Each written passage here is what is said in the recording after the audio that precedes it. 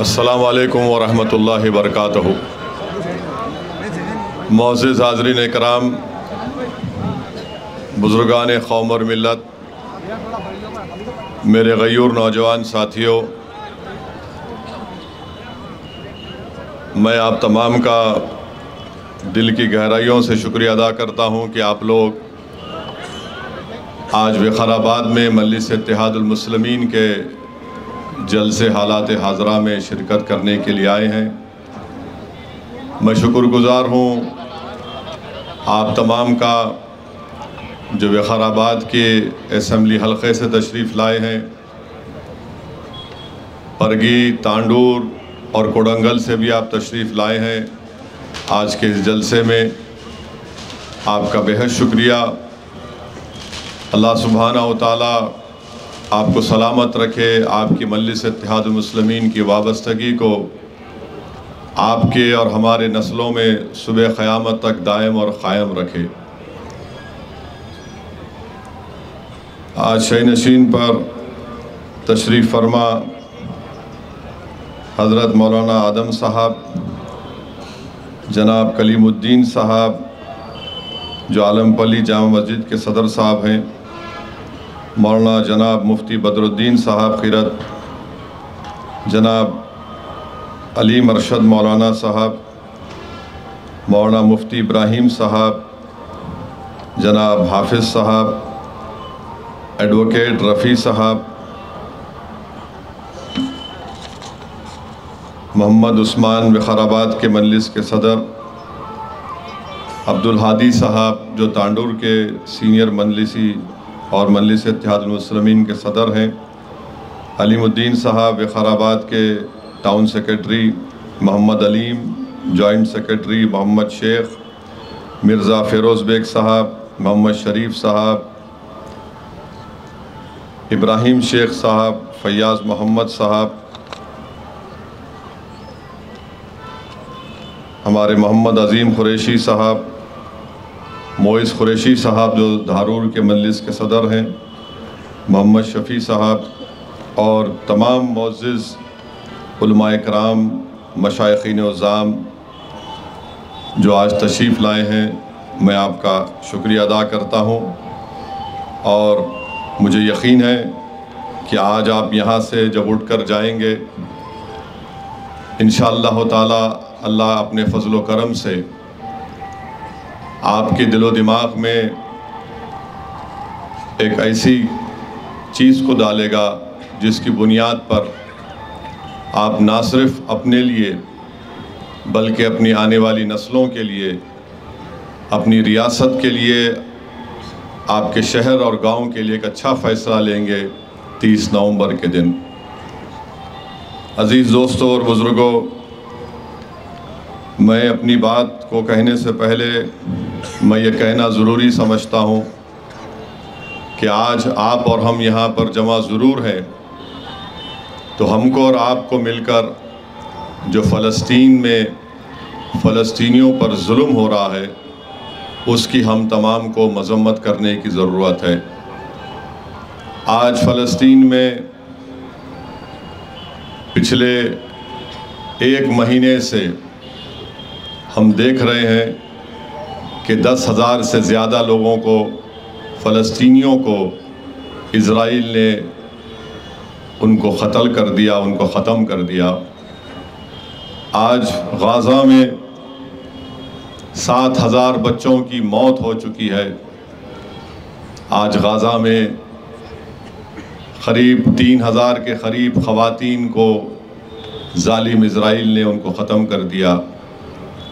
आज गाज़ा में मेरे अज़ीज़ दोस्तों और बुज़ुर्गों, अभी कहा गया कि जलसे के बाद ताम का इंतज़ाम है, मगर मेरे भाई आज गाज़ा में उनके पास पीने को पानी नहीं है, खाने को खाना नहीं है, अस्पतालों में बिजली नहीं है, अस्पतालों में बेहोश करने की दवा नहीं है ताकि वो ज़ख्मियों का इलाज कर सकें। 10,000 बिल्डिंग्स पर ज़ालिम इज़राइल ने बमबारी करके 10,000 बिल्डिंग्स को बर्बाद कर दिया। अफसोस इस बात का है मेरे अजीज़ दोस्तों कि जो बिल्डिंगें बर्बाद इज़राइल जालिम इज़राइल ने किया, उन मासूम फ़लस्तीनियों के पास वो मशीनरी भी नहीं है जिससे वो बिल्डिंग के मलबे को हटा सके। उनको ये भी मैसर नहीं हो रहा है कि अपने मरने वालों की लाशों को लेकर वो क़ब्रिस्तान में दफन कर सके। मैंने ऐसे ऐसे नज़ारे दुनिया ने देखे कि एक बाप है, एक बहुत बड़ी बिल्डिंग गिरी हुई है और हाथ में हथौड़ी है और हथौड़ी से उस बिल्डिंग जिसको इज़राइल ने बमबारी करके गिरा दिया, उस बिल्डिंग के मलबे के पास जाकर रोते हुए अपनी बेटी का नाम पुकार रहा है तो कभी अपने बेटे का नाम पुकार रहा है।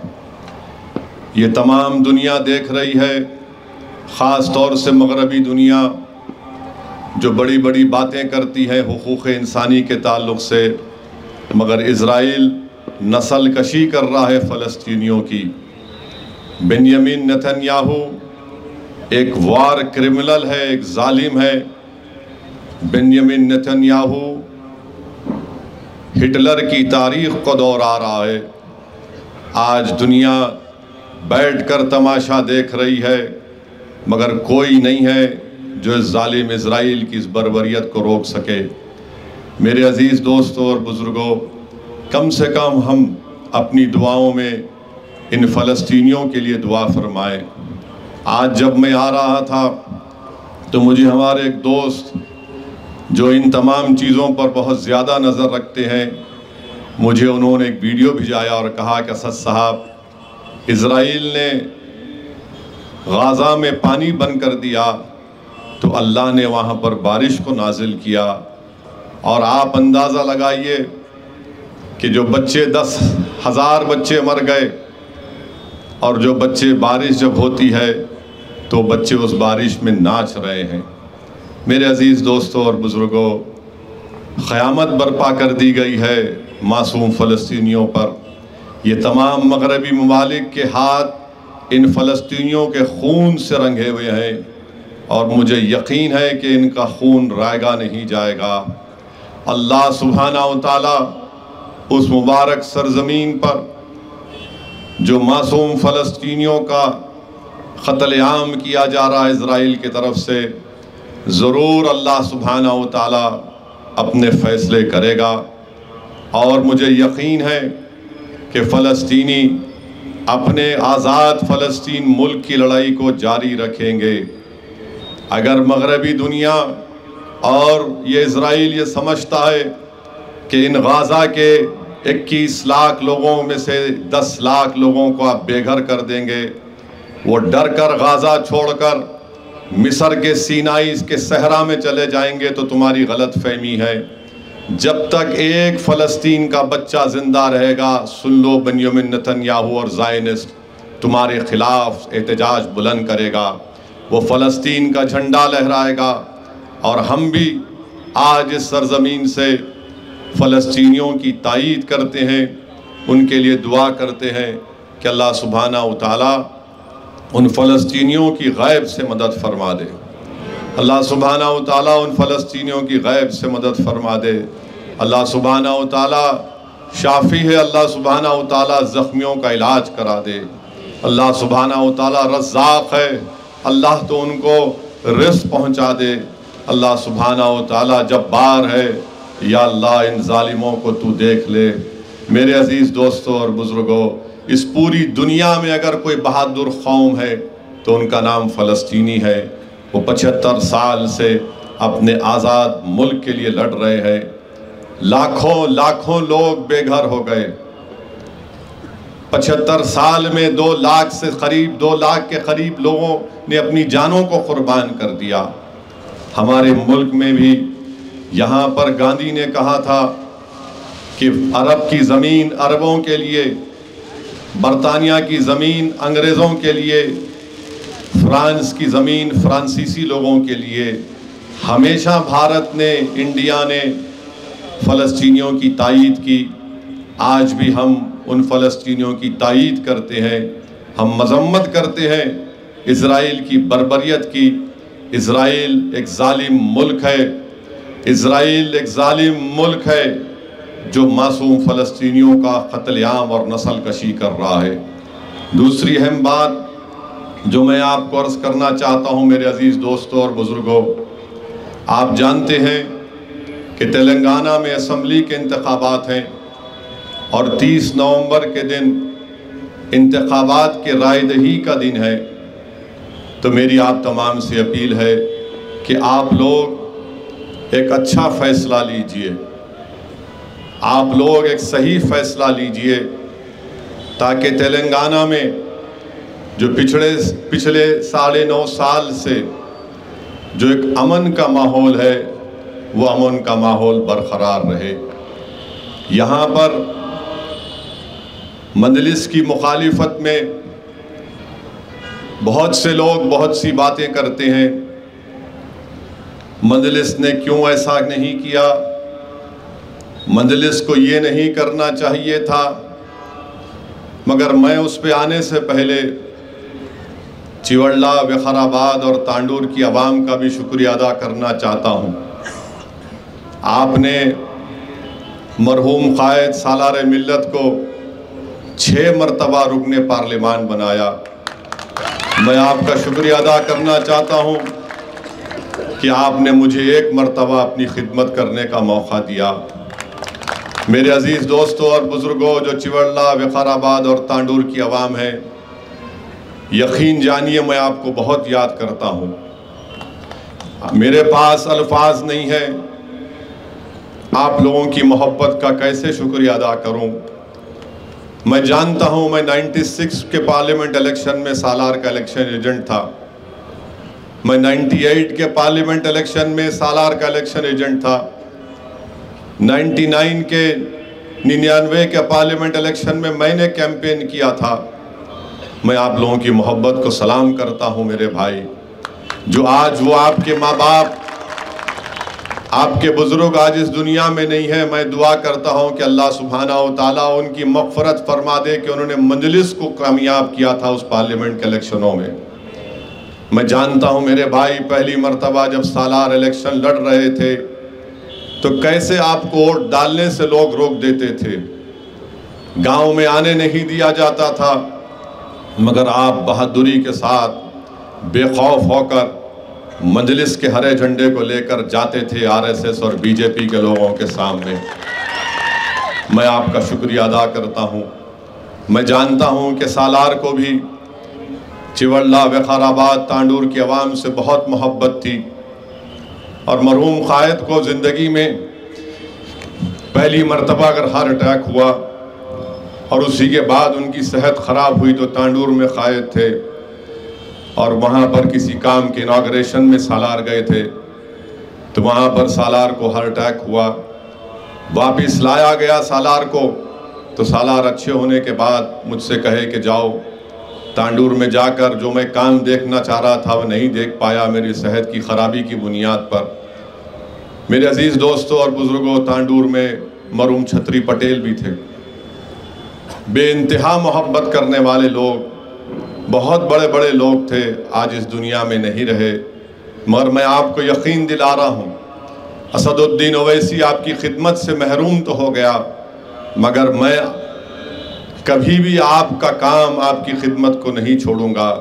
मैं तुम्हारे वोट से तो महरूम हो गया, मगर आपका खादिम था, हूँ और रहूँगा। आपके साथ मैं हूँ, मजलिस आपके साथ है। आप हरगिज़ ये मत समझिए कि सिर्फ रंजीत रेड्डी आपका एमपी है, असदुद्दीन ओवैसी भी आपका एमपी था और रहेगा इंशाअल्लाह। तो ये मेरा और आपका एक करीबी कनेक्शन है मेरे भाई, एक करीबी रिश्ता है। आपने मजलिस पर बहुत बड़ा एहसान किया, आपने मेरे कायद को पहली मरतबा एमपी बनाया। लोग नहीं जानते कि सालार सिर्फ 5 या 10 हज़ार वोट से पहला इलेक्शन जीते थे और आप लोगों की बड़ी मेहनत रही। अल्लाह आपको सलामत रखे। मैं ये बात हमेशा कहता हूँ और जब कभी भी आपकी सरजमीन पर आता हूँ मैं आपका शुक्रिया अदा करता हूँ, क्योंकि हमको ये सिखाया गया कि जो तुम्हारी मदद करता है तुम उसका शुक्रिया अदा करो और कभी भी उनके एहसान को मत भूलो। मैं एहसान फरामोश कभी नहीं था, ना कभी रहूँगा।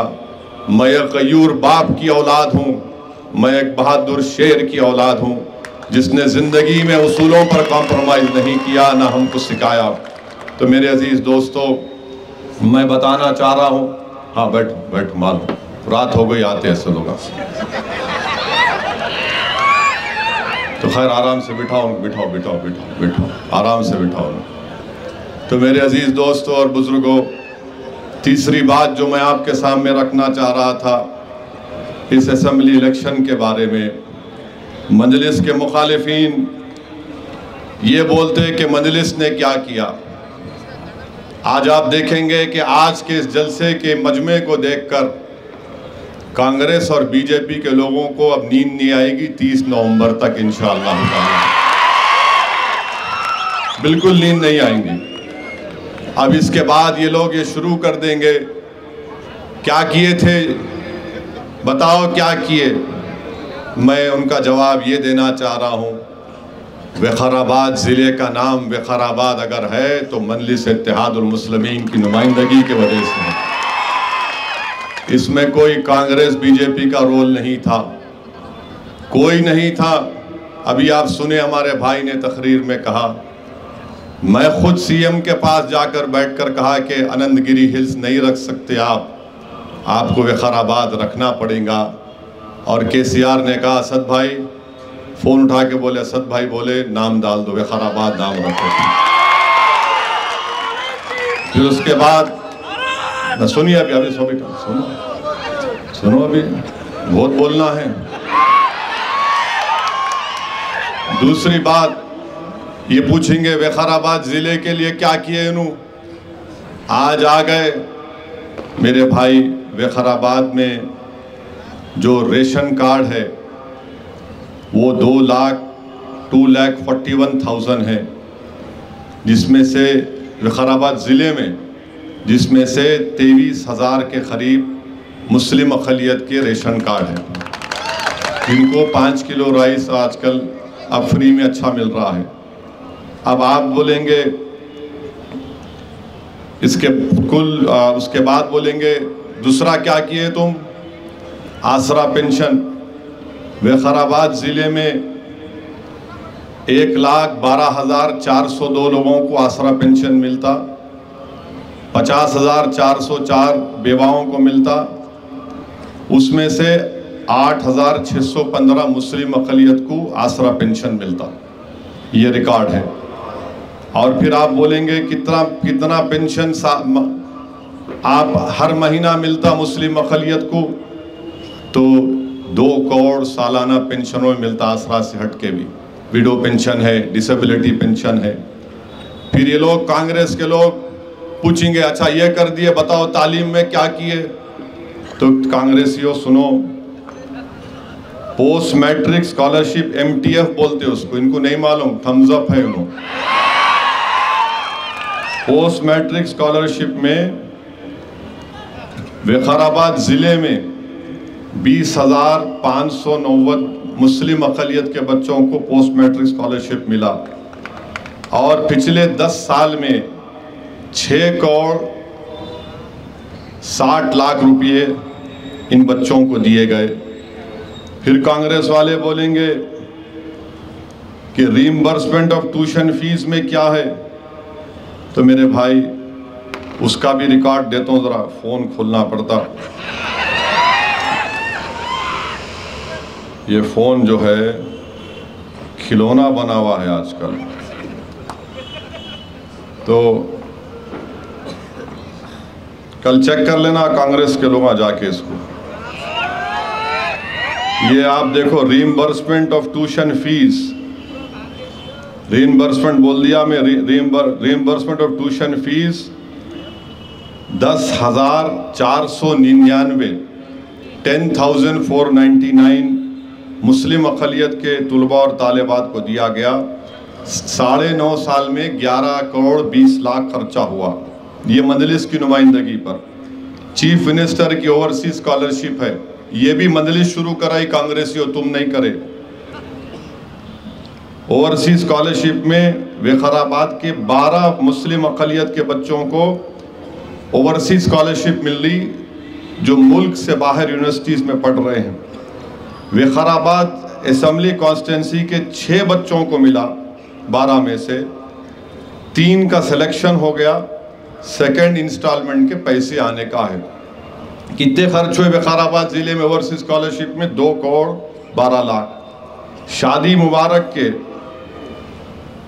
मुबारक में पूरे ज़िले में 7,520 लोगों को शादी मुबारक का बेनिफिशरीज़ हैं।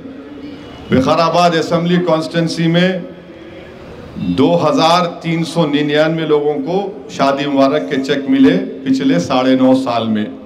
पूरे ज़िले में 60 करोड़ रुपये शादी मुबारक में दिए गए और विकाराबाद के असम्बली कॉन्स्टिट्यूंसी में 19 करोड़ रुपये दिए गए। अब कांग्रेस वालों, अब तुमको तो दवा भी काम नहीं करेगी, सच्चाई बयान कर रहा हूँ। फिर आप ये भी बता रहा हूँ आपको, इन्हों बोलते मजलिस क्या किए, अकबरुद्दीन ओवैसी असम्बली में क्या किए। तो सुनो आप, पूरे तेलंगाना का बोल रहा हूँ आपको। अब मैं, हमारे मीडिया वाले ज़रा लिखो, ज़रा आपको मसाला देता हूँ मैं, ज़बरदस्त देता हूँ इंशाल्लाह। आपको मैं मायूस नहीं भिजाने वाला हूँ, मगर ये भी ज़बरदस्त है। देखो, पूरे तेलंगाना में पोस्ट MTF बोलते पोस्ट मैट्रिक स्कॉलरशिप को 9.5 साल में मजलिस की नुमाइंदगी पर मामू की हुकूमत 474 करोड़ खर्चा किए। कितने बेनिफिशियरीज है? 14,27,714। विकाराबाद का बोल दिया आपको मैं। रीइंबर्समेंट ऑफ ट्यूशन फीस पूरे तेलंगाना में 1,748। कितने बेनिफिशियरीज को मिला? इसमें करीब 1 लाख के ऊपर लोगों को मिला। प्री मैट्रिक स्कॉलरशिप जो लेफ्ट ओवर थी वो 21 करोड़ रुपये खर्चा हुए। CM ओवरसीज स्कॉलरशिप में 492 करोड़। कितने मुस्लिम अक़लियत के बच्चे लंदन, अमेरिका, बरतानिया में पढ़ रहे हैं यूनिवर्सिटीज़ में 2 साल के कोर्स में? 3,224। मजाक नहीं है भाई, गरीब ख़ानदान के बच्चे बच्चियाँ 3,224 मजलिस के अकबरुद्दीन ओवैसी ने असम्बली में खड़े होकर लड़ा था, हुकूमत ने मंजूरी दी।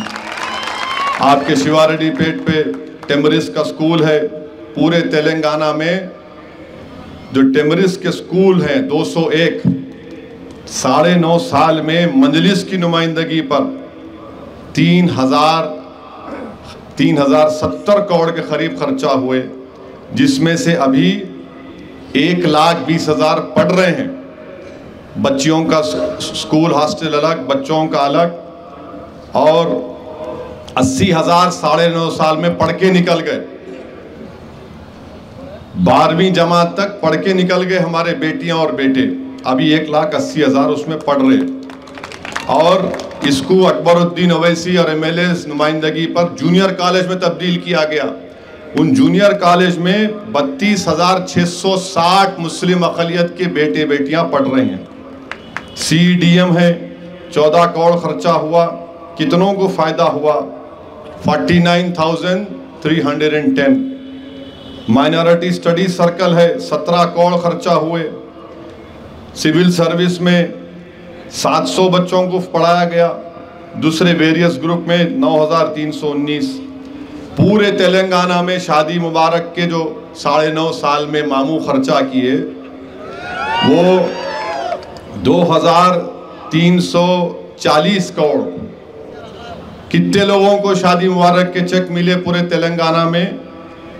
2,76,225।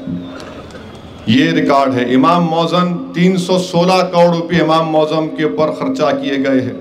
अब 17,000 इमाम मौज़म को ऑनरेरियम महाना मिलेगा, करीब 9,900। फिर आप इसमें वफ़ की गारंटी नेट है, दावत इफ्तार है, रैतु बीमा है, उसमें भी मुस्लिम अक़लियत को शेयर मिला है। अब कांग्रेस वाले बोलेंगे अच्छा ये तो बताओ कितनों को फ़ायदा हुआ इससे? पूछेंगे उनके आरएसएस अन्ना, तो आरएसएस अन्ना और उनकी पार्टी को बता रहा हूं, JEE मेन में 99 मुस्लिम अक़लियत के बच्चे क्वालिफाई हुए, JEE एडवांस में 9, MBBS में 11, BDS और अदर कोर्सेज में 129, तेलंगाना की एमसेट इंजीनियरिंग में 1500 मुस्लिम अक़लियत के बच्चे, एमसेट एग्रीकल्चर और दूसरा है 1860, क्लैट लॉ का एग्ज़ाम 11, तेलंगाना का लॉ का एंट्रेंस 152, CUET में 7, TS DEE CT DET में 13, NIFT में 1, HCL टेक BE में 31 CA फाउंडेशन में 2, CS फाउंडेशन में 9, CMA में 7, IIIT RGUKT में 17, पॉलीसेट में 1590। कितने माने ये 17 कोर्सेज में जो टेमरिस्ट में पढ़ के बच्चे निकले, 5450 के करीब बच्चों को, बेटियों को ये कोर्सेज में फ़ायदा हुआ। अब कांग्रेस वालों को और उनकी आंखें खोलने के लिए अगर थोड़ी से भी उनमें सच्चाई को मानने की अहमियत है तो उन्हें छोड़ देना, कांग्रेस पार्टी मामू का खंडवा डाल देना।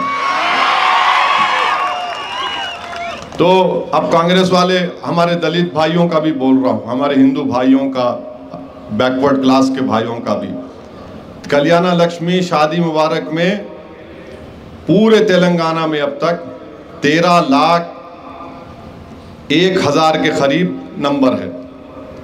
इसमें अक़लियतों का हिस्सा कितना है? मुस्लिम अक़लियत का 21% है, 21% है। SC ST BC minority overseas scholarship में 6,821 लोगों को फ़ायदा हुआ है। SC ST BC minority overseas scholarship में कितना हिस्सा मुस्लिम अक़लियत का है? मुस्लिम माइनॉरिटीज़ का 47.26, यानी 3,224 मुस्लिम अक़लियत के बच्चे बच्चियों को ओवरसीज बाहर जाकर कोर्स कर रहे, पढ़ रहे हैं। पूरे तेलंगाना में रेजिडेंशियल स्कूल 1022, टेमरिस के कितने हैं? 205। कितना शेयर है? 20%। फिर कितने बच्चे ये पूरे रेजिडेंशियल स्कूल में गवर्नमेंट के पढ़ रहे? 6,22,000। कितने मुस्लिम अक़लियत के हैं? 1,31,000। परसेंटेज क्या है? 21%। जो टोटल बजट है SC ST BC minority welfare department का, वो 91,000 करोड़ है 9.5 साल का। कितना अक़लियतों का कितना है? 12,000 करोड़ रुपये। परसेंटेज क्या है? 13.18। इसमें रईतु बीमा और वो शादी मुबारक नहीं है, 12,000 करोड़ रुपये। आसरा पेंशन पूरे तेलंगाना में कितने हैं? 44,12,310।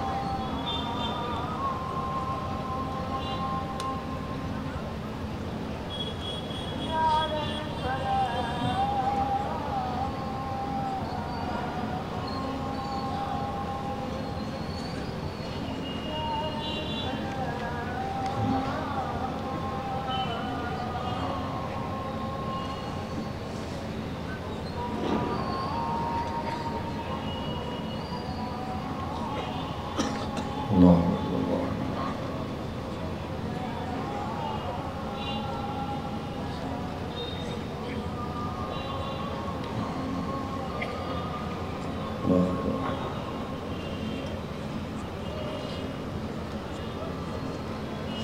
आपके सामने अर्ज कर रहा था, आसरा पेंशन 44,12,310 है। मुस्लिम अक़लियत का शेयर उसमें 11% है, माने करीब 4,90,000 के करीब है। उसको बढ़ना चाहिए।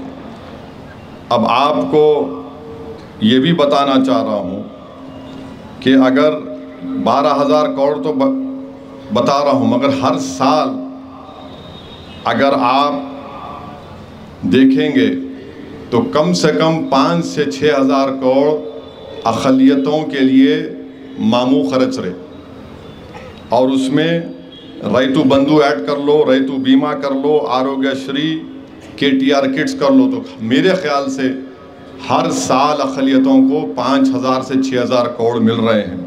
और कांग्रेस बात कर रही है 4,000 करोड़ की। यहाँ तो मामू सालाना 5,000 6,000 करोड़ दे रहे कांग्रेसियों। और मैं आपसे वादा कर रहा हूँ कि इंशाअल्लाह ताला इलेक्शन के बाद हम KCR के पास जाएंगे और जाकर उनसे कहेंगे कि 5 से 6,000 काफ़ी नहीं है, कम से कम अब 8 से 10,000 करोड़, और इंशाअल्लाह ये हम करा के रहेंगे। क्योंकि मजलिस जो बात बोलती, मजलिस उस काम को करा भी देती है। अब हम क्या करना चाह रहे हैं हम आपको बताएंगे। हमारा डिमांड ये है कि टिम्बरिस के ये 200 जूनियर कॉलेजेस को बढ़ाकर 300 करना और 300 डिग्री कॉलेज में भी तब्दील होना, ये क्योंकि हमारे बच्चों को डिग्री कॉलेज में तकलीफ़ हो रही थी। फिर टीचर्स का जो नोटिफिकेशन आया उर्दू मीडियम का, उसको डिरिजर्व कराना पड़ेगा। और फिर उर्दू कम से कम तेलंगाना में 500 नए उर्दू स्कूल्स को खोलना। इस सिलसिले में इंशाअल्लाह ताला मजलिस इत्तेहादुल मुस्लिमीन पूरी तरीक़े से कोशिश कर रही है। और फिर विकाराबाद के लिए पालमरू का लिफ्ट इरिगेशन का स्कीम है। मुझे यकीन है कि जब पानी आएगा तो इब्राहिमपट्टनम, महेश्वरम और विकाराबाद की आवाम को इससे बहुत बड़ा फ़ायदा होगा। तो मेरे अज़ीज़ दोस्तों और बुज़ुर्गों, ये मजलिस इत्तेहादुल मुस्लिमीन की नुमाइंदगी पर ये पूरे काम करवाए गए। और इसमें आप देख रहे हैं कि मजलिस के 7 MLA हैं, तो मजलिस ने हुकूमत पर दबाव डालकर इन तमाम कामों को करवाया। तो मेरी आपसे गुजारिश यही है कि 30 नवंबर के दिन आप एक अच्छा फ़ैसला करिए। अब हमारे विकाराबाद के जो मसले हैं, हम चाहेंगे कि मामू ज़रा इसका नोट ले लेना। जितने मामू के लोग यहाँ पर है जाके सुनाओ उनको कि हम विकाराबाद में, शिवारेड्डी पेट में, गंगारम में, आलमपल्ली में, वहाँ पर ख़बरस्तान की दीवारों का मसला है। एक उर्दू घर लर्निंग सेंटर है, पैसे देना है। मोमिन पेट के शादी खाने का ज़मीन का मामला पेंडिंग है। जूनियर कॉलेज मोमिन पेट में होना, और इंशाअल्लाह ताला टेकुलापल्ली में उर्दू मीडियम स्कूल की कंपाउंड वॉल होगी। विकाराबाद टाउन में शादी खाने का 1 एकड़ और देना है, लेके रहेंगे। कब्रस्तान विकाराबाद टाउन में 2 एकड़ और देना है, देना पड़ेगा, नहीं तो फिर खबर बनेंगी। Urdu medium inter Urdu college में स्टाफ की ज़रूरत है, नहीं दिए स्टाफ तो फिर हम तुमको सबक सिखाएंगे। और फिर degree college Urdu medium Vikarabad town में ज़रूरत है, और मरपल्ली में डिग्री कॉलेज उर्दू मीडियम की ज़रूरत है। ये हमारे विकाराबाद के मसाइल हैं, मैं आपसे वादा कर रहा हूं कि मैं खुद इसके पीछे पड़ूंगा। और हम हमारे जो रंजीत रेड्डी साहब MP है उनको भी बोलेंगे ये सेमीफाइनल है, ये सेमीफाइनल है। फाइनल कब होगा? मार्च में होगा। तो रंजीत रेड्डी साहब ये सेमीफाइनल तो इंशाअल्लाह ताला जीत जाएंगे आप। फाइनल में, फाइनल शुरू होने से पहले आप ये जितने हम ये आपको कितने 8, 9, 10 काम बताए, ज़रा काम शुरू होना उसमें, तो दिल्ली जाने का रास्ता आसान हो जाता। सही है ना भाई? आप मुतमईन है? दिल्ली जाने का रास्ता आसान हो जाता। हम भी आसानी चाह रहे आपके वास्ते। छोटे मोटे स्पीड ब्रेकर आएंगे, बीजेपी कांग्रेस अन्ना भी आएंगे, अपने RSS अन्ना उनका नाम। तो ये हमारे मुतालिबात हैं। हमारे रफ़ी भाई थोड़ा बोलो, हाँ थोड़ा बोलो आप। रफ़ी भाई जो है अपनी जवानी की फ़ोटो दिखाए मेरे को, यानी अभी भी जवान है माशाल्लाह। घर को जाना है वापस उनको, मेरे को भी। तो उन्होंने सालार के गुलपोशी कर रहे थे, वो फ़ोटो दिखाए। अल्लाह आपको अच्छा रखे रफ़ी भाई, बहुत शुक्रिया। मगर ज़रा ये बता दो आप, मैं जो बोला सो मैं पहुंच जाती हैं होंगे सब हमारे दोस्तां पूरे, पुलिस के भी है, बहुत से लोग हैं, हर एक रहते, बीजेपी के भी होंगे, RSS अन्ना के भी होंगे, छुप के बैठे होंगे, उनको लाइव सुना रहे होंगे, असद साहब ऐसा बोले, असद साहब ये बोले। खैर मेरे भाई, अब मसाला दे रहा हूँ आपको, सुनो। हमारे मीडिया वाले बहुत दूर से आए, क्या बोलते हैं क्यों बोल के। तीसरा इल्ज़ाम कांग्रेस पार्टी का ये है आजकल कि असदुद्दीन ओवैसी गोशामहल नहीं लड़ते। और क्यों नहीं लड़ते? 2009 में राजशेखर रेड्डी CM बने, अरे 4 में बने। मेरे अच्छे ताल्लुकात थे उनसे, क्योंकि मैं MLA भी था उनके साथ। 2009 में मुकेश बने, मुकेश गौड़, हम उनकी मदद करें, उन्होंने जीत गए। 2014 में उन्होंने क्या हुआ, उन्होंने इलेक्शन लड़े, हार गए, हम नहीं लड़े। फिर 2018 में क्या हुआ मैं आपको बोलता हूँ, वो भी फ़ोन खोलना पड़ता ज़रा। तो 2018 में क्या हुआ, गोशामहल में हम नहीं लड़े। अब ये RSS अन्ना जो है, जुम्मा 8 दिन हुआ सियासत में आके, इन्हों पहले थे RSS में। कांग्रेस के जो मौजूदा सदर है, उन्होंने पहले थे RSS में। उन्होंने अपनी बचपने से अपने 22-23 साल की उम्र तक RSS की चड्डी पहन के लट फिराते थे।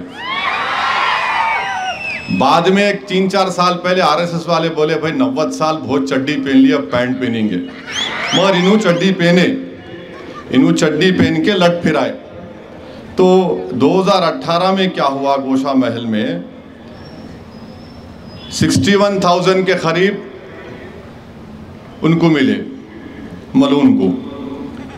तो बीजेपी को, माने सॉरी गलती से बोल दिया, बीजेपी, TRS को मिले 44,000। कितना फ़र्क है भाई? 44 इनको, 61 इनको। कितना है? मैथ्स में मैं ज़रा कमज़ोर हूँ। RSS अन्ना तुम्हारे को आता मैथ्स? 44 से 61 कितना फ़र्क है बोलो आप? हाँ, 17,000 का फ़र्क है ना। कांग्रेस कितने वोट ली? सही बोले अम्मा, वो 26,322 कांग्रेस ली। अरे मेरे पीछे पड़ गए। तुम ले रहे, उसको जिता रहे, तुम डील कर लिए, यहाँ पे हम काटते, LB नगर में मेरे को MP बना दो। 26,000 तुम लिए, 44,000 कांग्रेस ली और मित्रों की पार्टी 61,000 ली। तुम क्या कान में हमको समझ रहे, हमारे कान में फूल है, बोलने पे आए तो तुम क्या, तुम्हारे बाप भी सामने नहीं ठहरते मेरे। अब आप हमारे को बोलना नहीं ठहरते वहां पे। अरे तेरे को जिताए थे ना 2009 में मुकेश को, 2014 में मुकेश को कोशिश करे, 2018 में तुम खड़े हो गए, बोल भी रहा था मत खड़े रहो, तुम खड़े होकर वोट काटे। नहीं, असद साहब के कॉन्स्टिट्यूंसी में हो, असद साहब के कॉन्स्टिट्यूंसी में बहुत लोग आए, असद साहब के कॉन्स्टिट्यूंसी में नेहरू जू भी है, क्या करूं मैं। असद साहब के कॉन्स्टिट्यूंसी में चार मीनार भी है, हमारे बुजुर्ग बनाए सो है, किले गोलकुंडा भी है, 400 साल पुरानी मंदिर मेरे कॉन्स्टिट्यूंसी में है, 400 साल पुरानी, किसको भी नहीं मालूम। ये हैदराबाद है, इसकी खूबसूरती है, मालूम ना मालूम बस अपने दखनी कहावत है, दीवाने उठे सर को मुसल लपटे बोलते, इसका हाल वही है। नहीं उन्होंने करे। अब आप सुनो, इल्जाम लगाते इनके राहुल गांधी, क्या है नहीं मालूम उन्हें मेरे को, मगर एक बात याद रखो, कभी अकेले नहीं रहना दुनिया में, समझे ना, हमेशा घर में कोई रहना। जिसके घर में कोई नहीं रहता उन्हें ऐसी निकलता, बेबहरा बोलते रहता, बगा बोलो बोलो बोलो कुछ तो ही बोलो। दोनों को जोड़ा है मुल्क में, दोनों को है ही नहीं, कोई भी नहीं है। अब आके पूरा अंदर घर का फ्रस्ट्रेशन अकेलेपन का हमारे पे निकालते दोनों।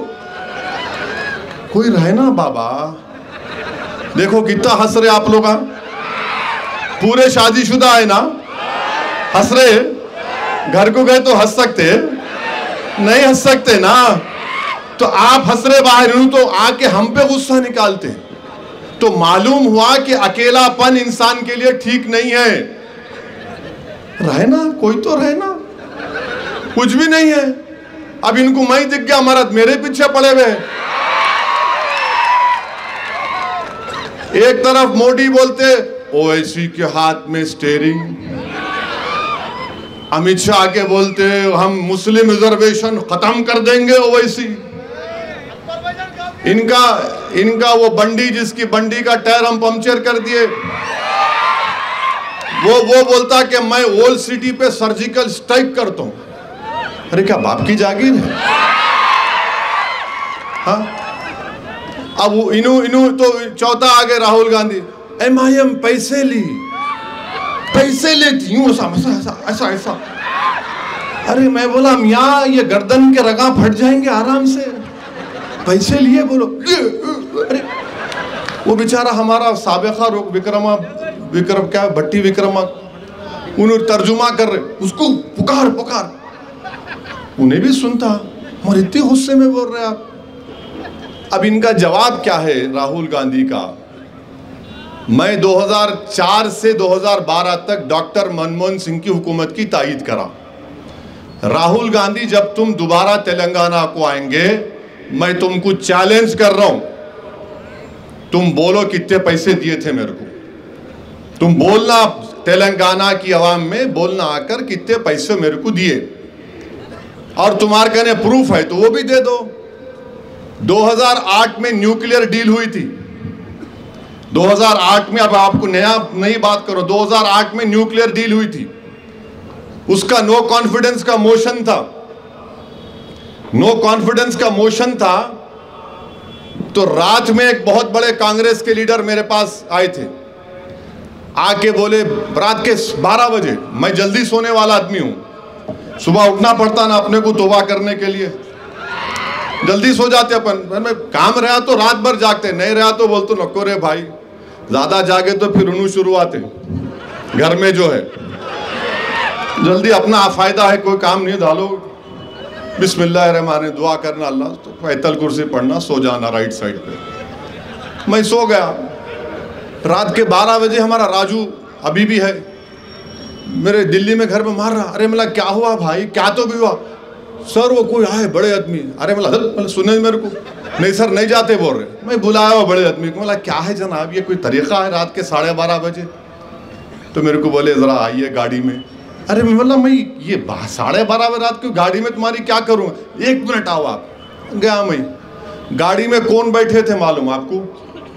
नागर कर्नूल के एक TRS के MP थे, नागर कर्नूल के एक TRS के MP थे डॉक्टर साहब, और एक तिरुपति का एक MP था TDP का। वो दोनों गाड़ी में बैठे थे। मेरे को बोले असद साहब आपकी जो सीट है ये लोग आपके बाजू बैठते थे, इनको डर हो रहा बीजेपी वालों से, खाली आपके बाजू बैठते। मतलब मेरे बाजू कहीं क्यों बैठते भाई? नहीं साहब बोल, दोनों बोले असद अन्ना तुम्हारे बाजू बैठ जाते। अरे मतलब 12:30 बजे रात को मेरे बाजू बैठ रहे? नहीं सुबह में। मतलब अच्छी बात है, अब सुबह में मैं सो गया, सुबह गया मेरे बाजू बिठा लिया उन लोगों को। कितने पैसे दिए थे मेरे को? सुबह जाके वोट डाला, मैं तकरीर किया। मैं ये राहुल गांधी भी बैठे थे, उनकी वालदा भी बैठी हुई थी, डॉक्टर मनमोहन सिंह भी बैठे हुए थे। 4 मिनट की तकरीर में बीजेपी वालों को पूरा धो दिया अल्हम्दुलिल्लाह।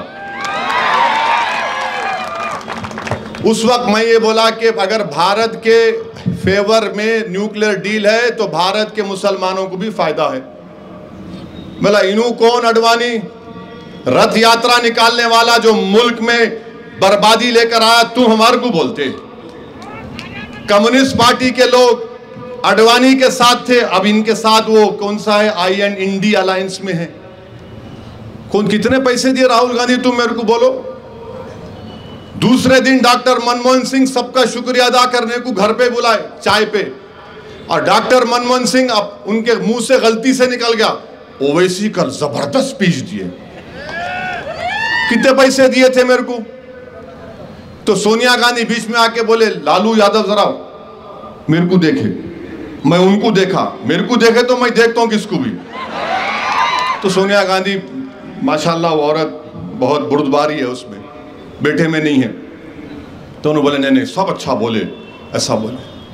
प्रणब मुखर्जी का प्रेसिडेंट का इलेक्शन था, उस UPA की मीटिंग में मैं बोला देखो उस वक्त के आंध्र प्रदेश में आपके तेलंगाना के MLA क्रॉस वोटिंग करेंगे, क्योंकि तकरीबन तेलंगाना के MLA मामू के टच में आ गए थे।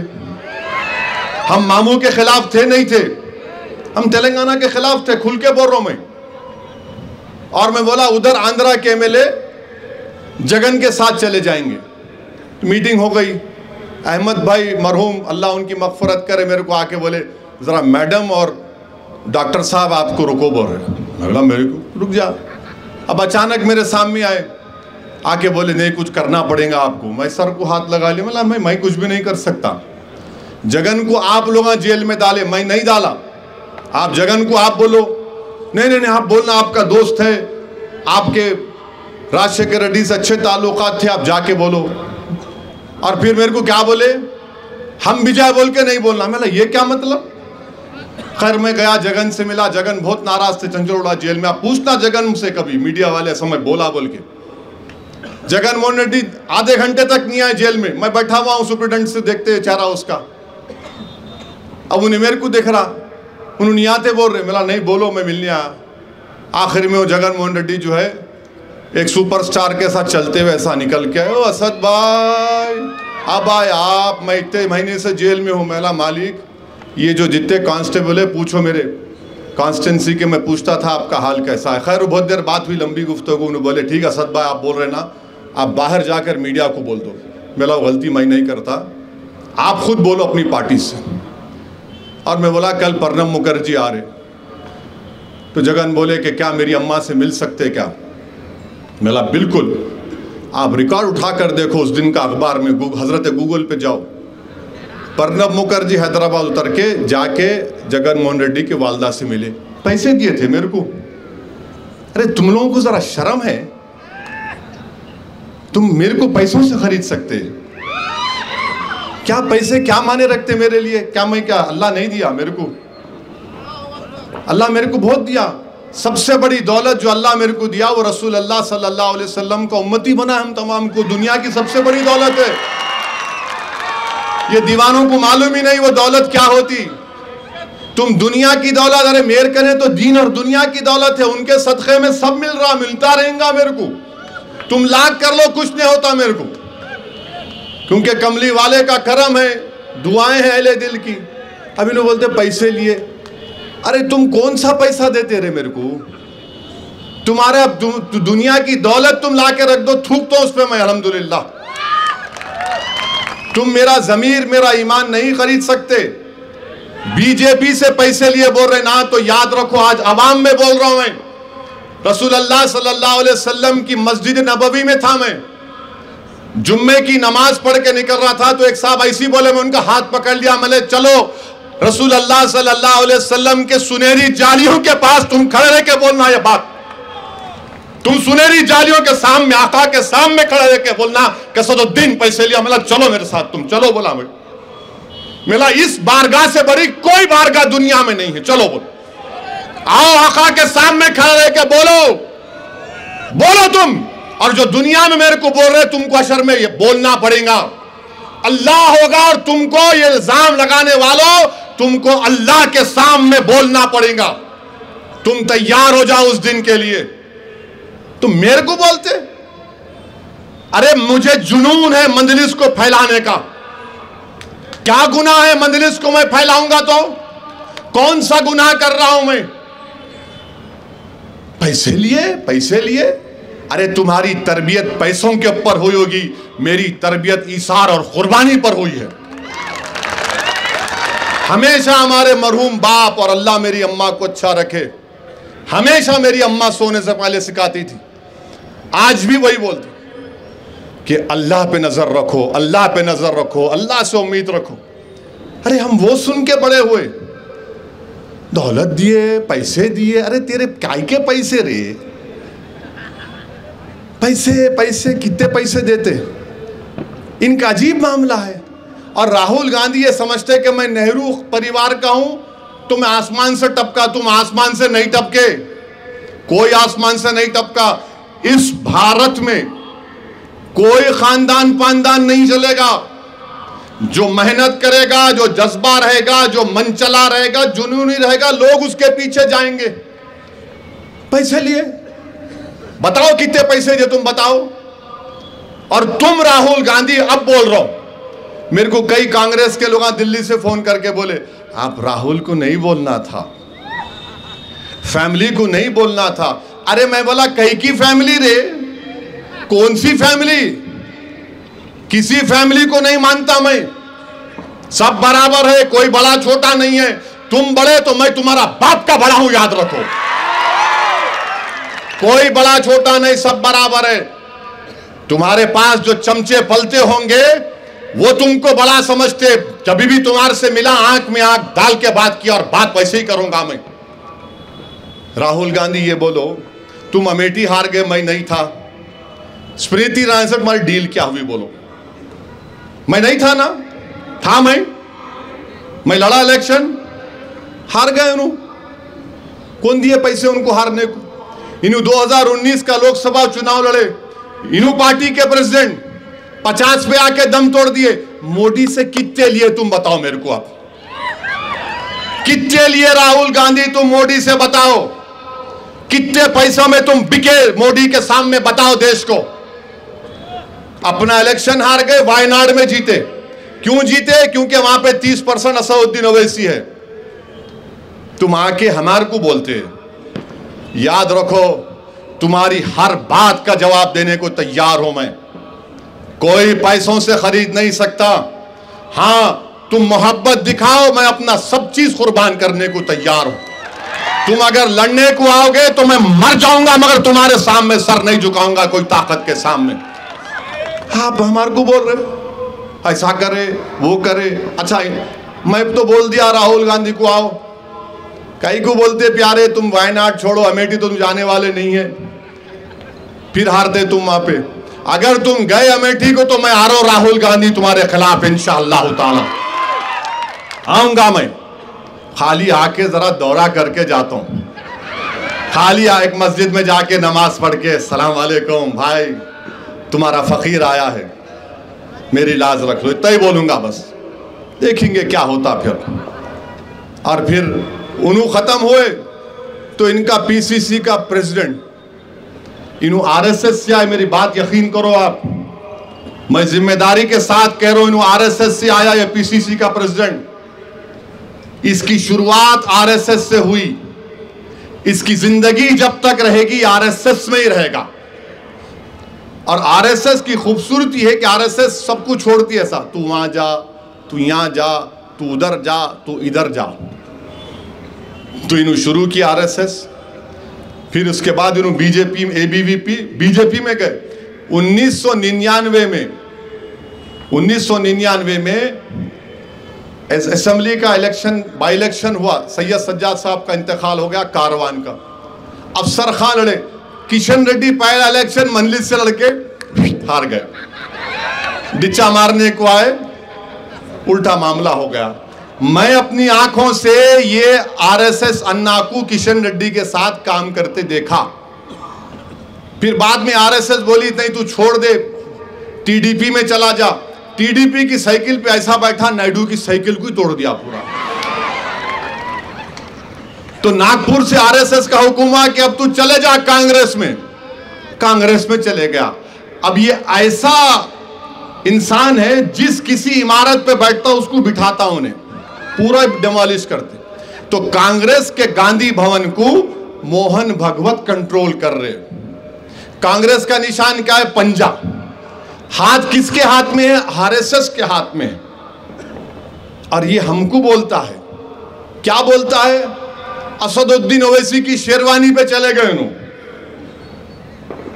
हमारी शेरवानी पे आ गए उन्होंने। तो मैं आपको एक बात याद दिलाना चाह रहा हूं, हिटलर के जमाने में 60 लाख यहूदियों को कत्ल किया हिटलर।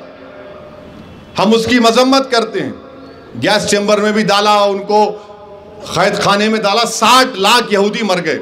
मगर मरे एकदम नहीं।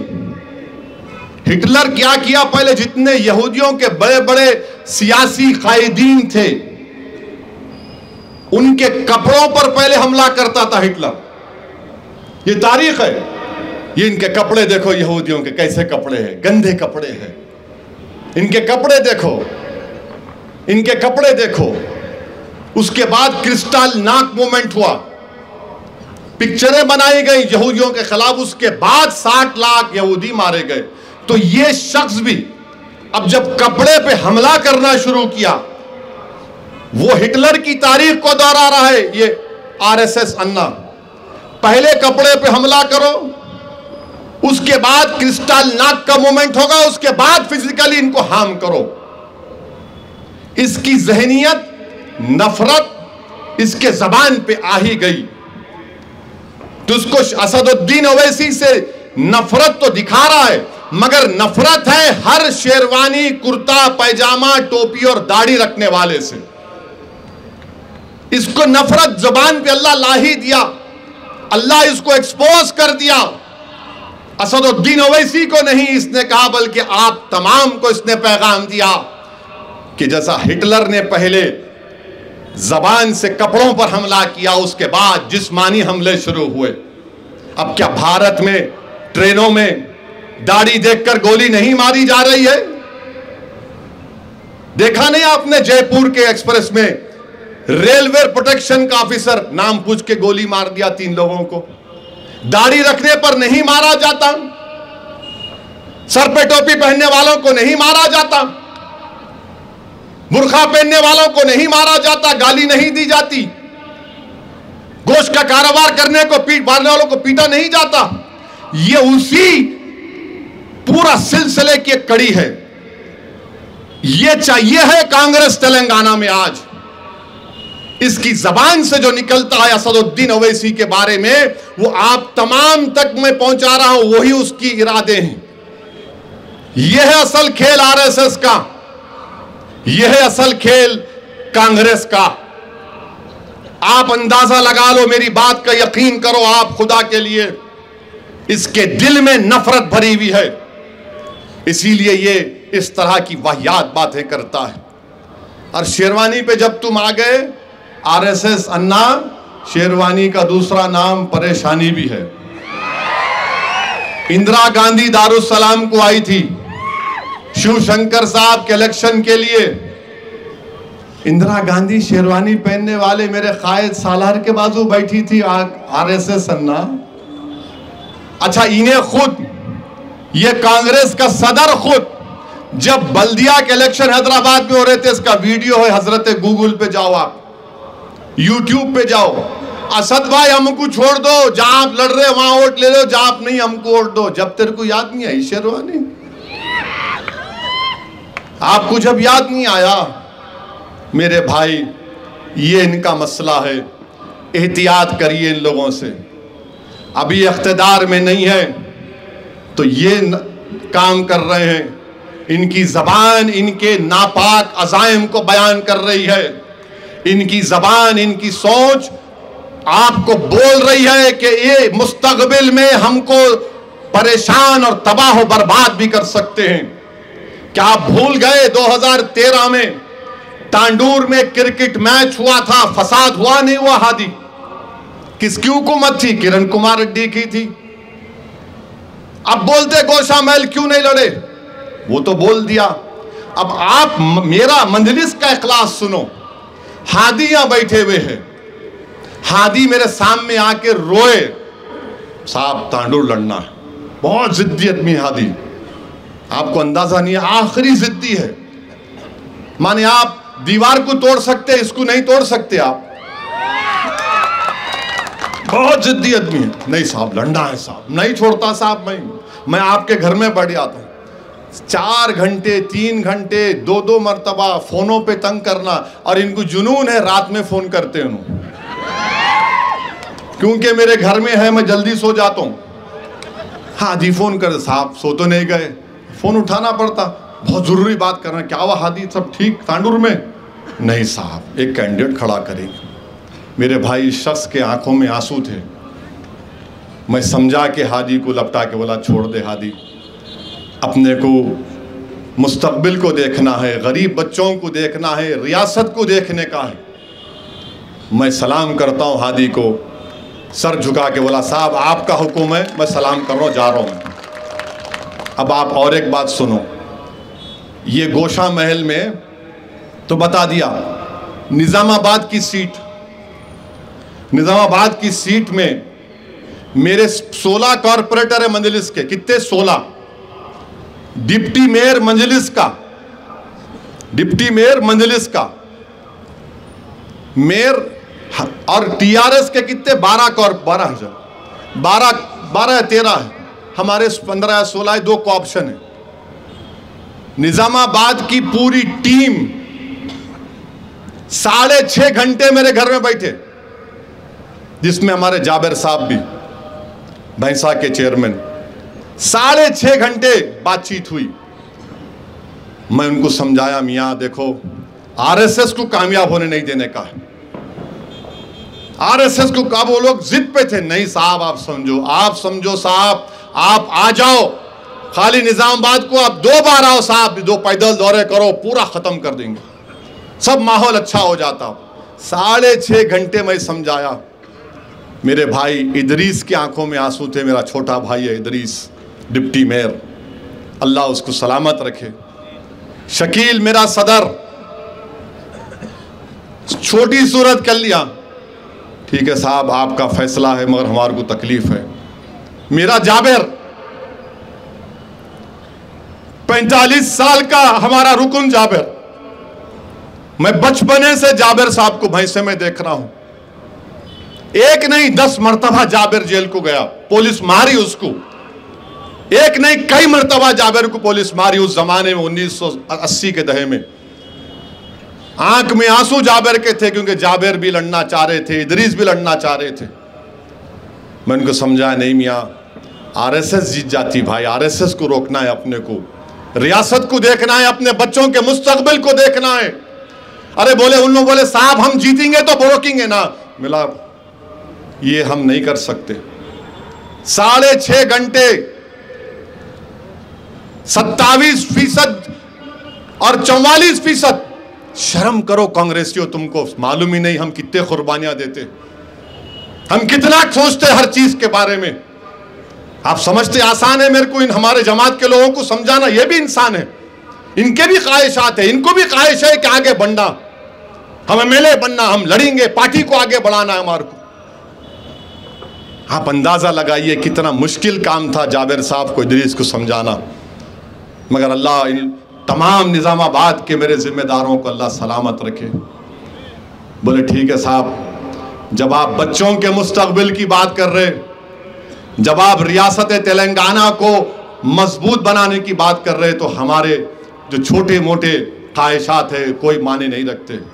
हम इसको कुर्बान करने को तैयार है, मगर अपने बच्चों के मुस्तकबिल को कुर्बान होने नहीं देंगे। ये मजलिस ने किया। अब हुआ क्या, मैंने लड़ा तो कौन चले गए वहां पे निजामाबाद में? कौन गए निजामाबाद में? कौन गए? उन्हों चले गए। अब उन्हों चले गए तो कोई कुछ नहीं बोल रहा। आरएसएस सन्ना तो गूंगे बन गए उधर। यहां क्यों नहीं लड़े, वहां नहीं लड़ा, मैं क्यों नहीं लड़ा आपके लिए? उन्हों चले गए वहां पे। पहले कामारेड्डी में बोले नहीं सीएम मेरे को हराने आ रहा, हराने आ रहा, फिर वहां चले गए। अब वहां किसको हराने आ रहे? वहां आप किसको हराने आ रहे? बताओ मेरे को, बताओ मेरे को किसको हराने आ रहे वहां पर आप? ये जो कांग्रेस के दुम छल्ले फिरते, बोलो मेरे इखलास पर, मेरे पार्टी के इखलास पर तुम उंगली नहीं उठा सकते। महबूब नगर से हमारा वहां पे और एक जाबिर है, हादी है, वहां भी एक हादी है महबूब नगर में, अब्दुल हादी। तो लोग बोले साहब लड़ो ना महबूब नगर, लड़ेंगे हारेंगे क्या होता? बोला नहीं मियाँ, नहीं मियाँ, अगर ये सोचना पड़ेगा। उनको घंटों लग गए समझाने में। फिर आपके कई सीटें हैं, सब लोग अपनी अपनी ख्वाहिश को दबा लिए। क्यों? रियासत तेलंगाना के मुस्तकबिल को बचाना है, इन बच्चों का मुस्तकबिल खुशगवार रहना। हम तेलंगाना को वो जगह बनने नहीं देंगे जहां पर लोगों के घरों को तोड़ दिया जाता है। हम तेलंगाना को जगह नहीं बनने देंगे जहां पर एनकाउंटर किया जाता है। हम तेलंगाना को वो जगह बनने नहीं देंगे जहां पर हिंदू और मुसलमान एक दूसरे से लड़ेंगे। हम तेलंगाना को जगह बनने नहीं देंगे जहां पर हर मजहबी त्योहार पर झगड़ा होता है। यह मजलिस की सोच है और तुम हम पे उंगली उठाते। अरे तुम जानते भी नहीं है हमको कितनी मोहब्बत है अमन से, कितनी मोहब्बत हमको हमारे इन नौजवान बच्चों से है। मजलिस ने फैसला लिया, आसान फैसला नहीं है मेरे लिए। कम से कम 7-8 दिन मैं सोचता रहा मैं क्या कर रहा हूं, मगर मेरा दिल मुतमईन था कि मैं जो कुछ किया सिर्फ अल्लाह के लिए किया हूं। मैं अपने लोगों को मना लूंगा, इनके घर में जाके इनको लपटा लूंगा, मैं जाबिर के पास जाऊंगा। आप अंदाजा लगाइए कि 45 साल पुराना मजलिस का रुकून है जाबिर। आज भी आप देखो दीवानों की तरह फिरता निर्मल यहां वहां, और कांग्रेस हम पे इल्जाम। आप क्यों लड़ रहे निजामाबाद, बताओ मेरे को।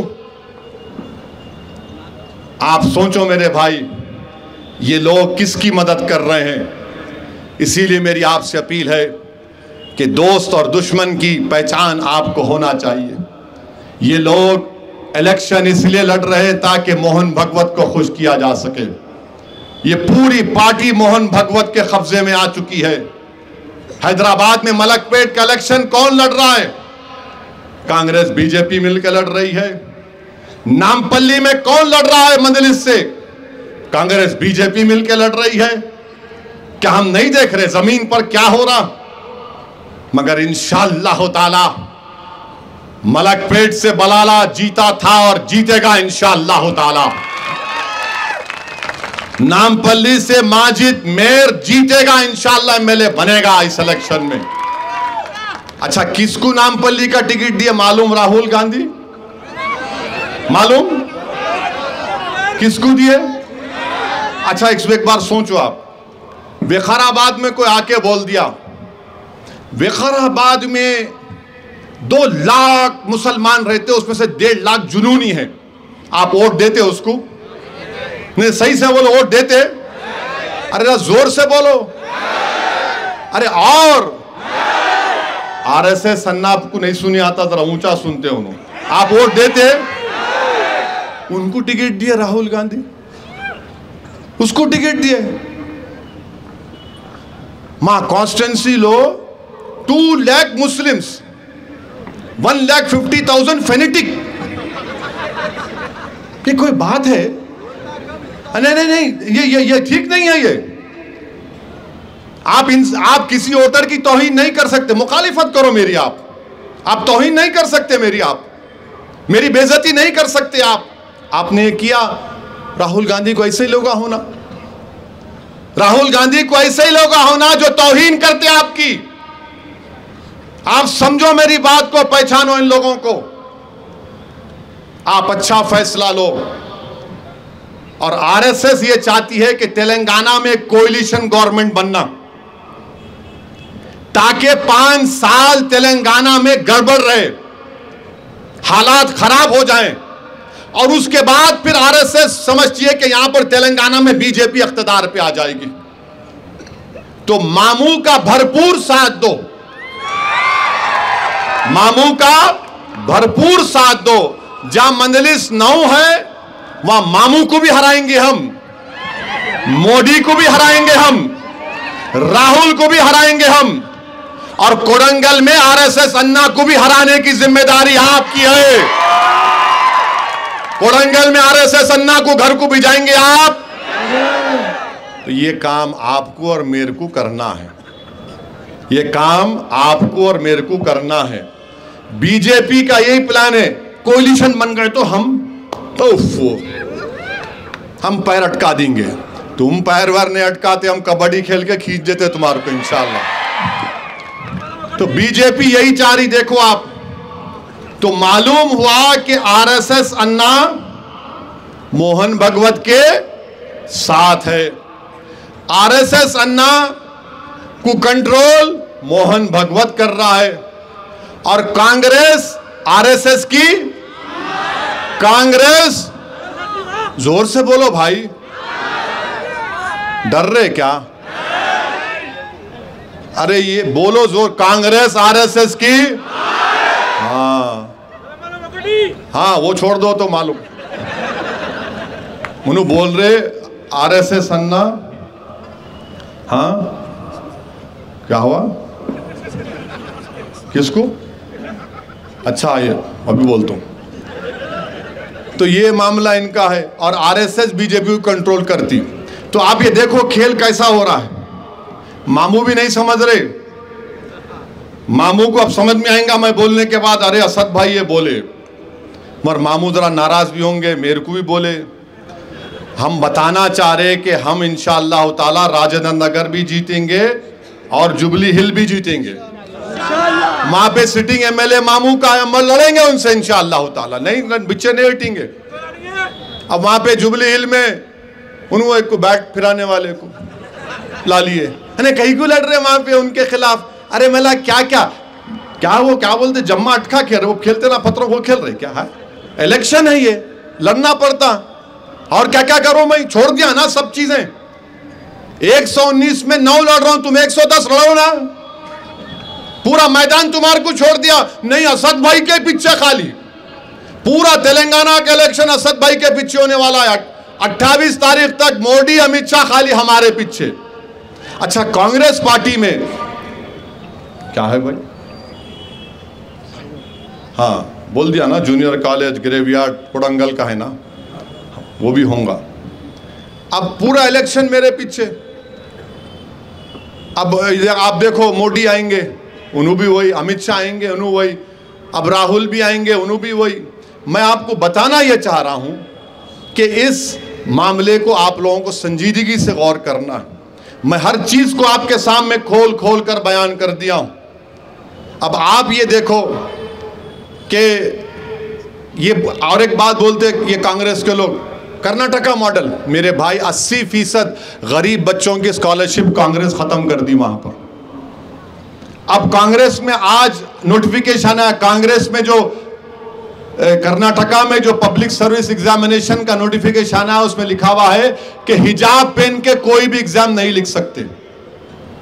बोलो कांग्रेस, आरएसएस अन्ना बोलो, राहुल बोलो, जब मैं हिजाब के खिलाफ उत्तर प्रदेश के इलेक्शन में बोल रहा था तो यही कांग्रेसी बोल रहे थे ओवैसी इसको चुनाव का मुद्दा बना रहा है। मैं ये कहा कि चुनाव का मुद्दा नहीं है, ये आरएसएस का मुद्दा है। आज आप देखो कांग्रेस की हुकूमत है और ये लोग अपने ही हुकूमत में आज नोटिफिकेशन निकाल दिए कि हिजाब पहन के आप कॉम्पिटिटिव एग्जाम स्टेट का नहीं लिख सकते। बोलो क्यों नहीं कर सकते? क्या तेलंगाना में किसी को हिजाब पहनने से रोका गया? आप बोलिए किसी को रोका गया?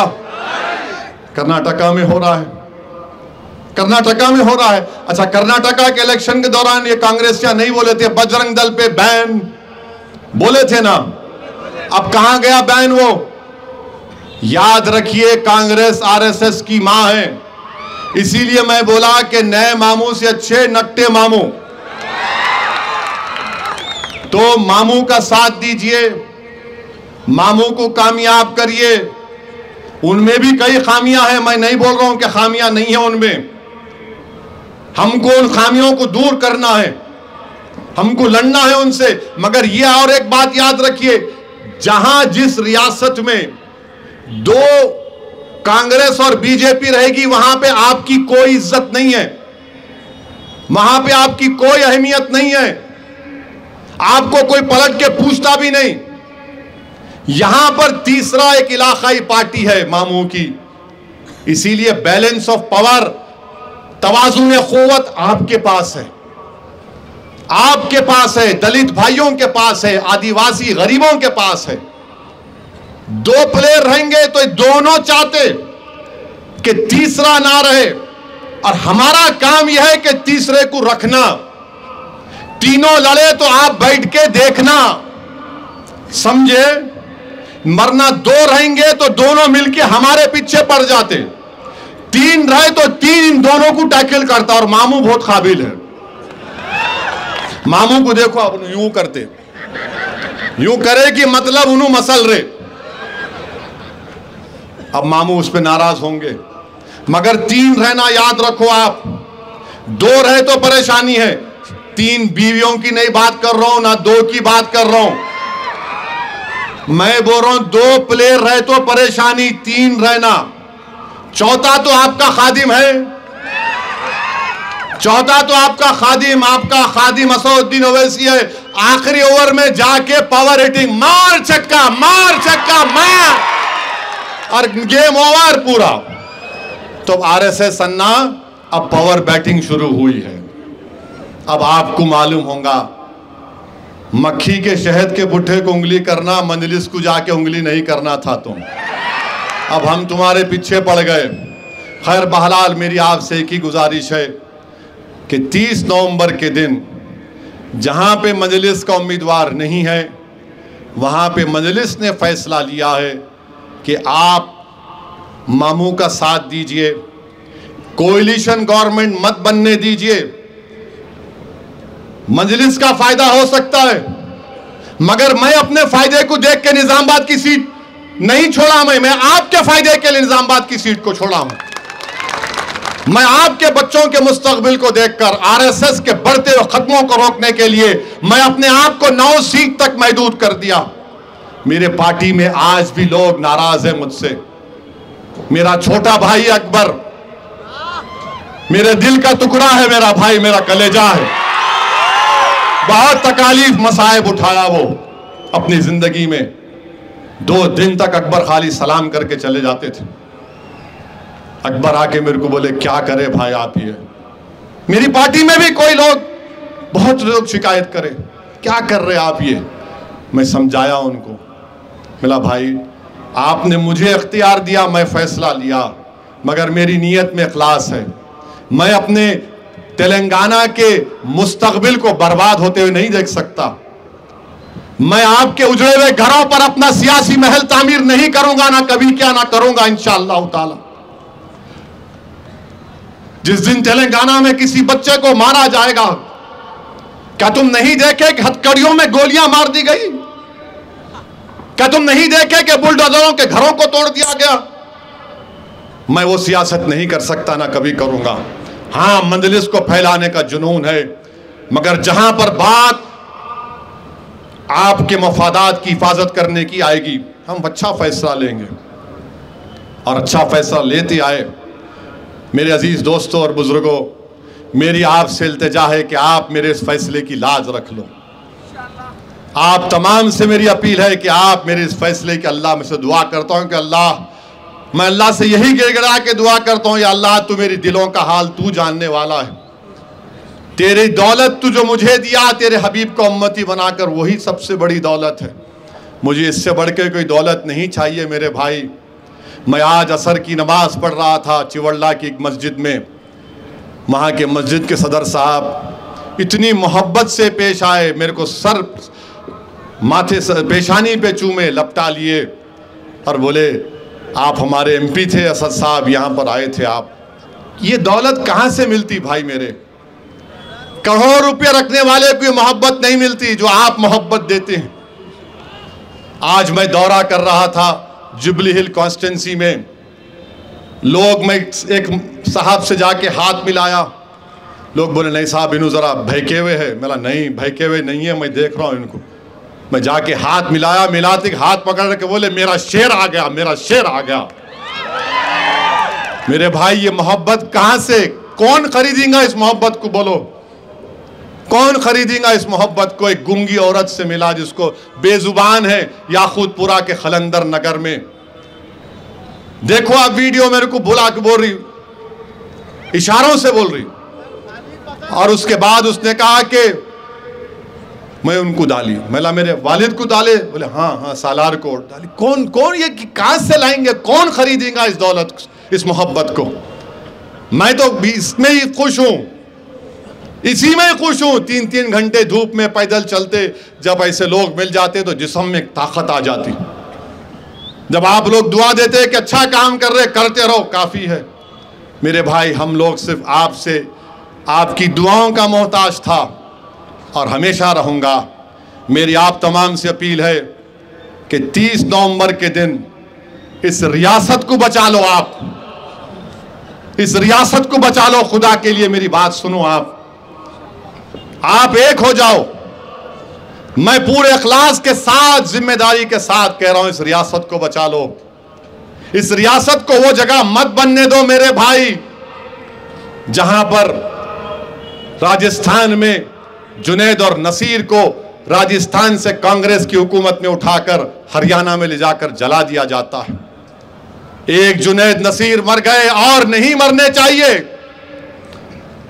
मैं अपनी सियासी ताकत का इजाफा जुनैद नसीर की मौत पर नहीं कर सकता, उनके इंसाफ के लिए लड़ना भी है।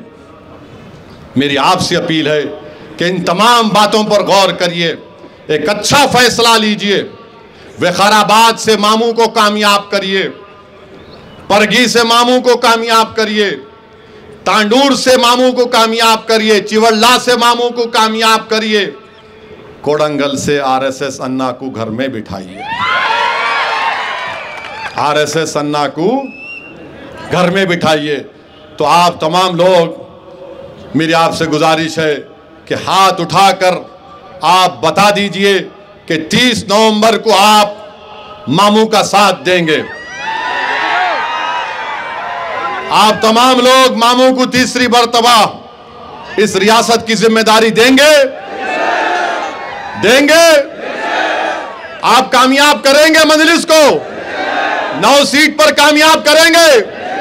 तो मेरे साथ नारा लगाइए, तेलंगाना जिंदाबाद, भारत जिंदाबाद, भारत जिंदाबाद, आरएसएस मुर्दाबाद, आरएसएस मुर्दाबाद। अस्सलाम वालेकुम व रहमतुल्लाहि व बरकातुहू।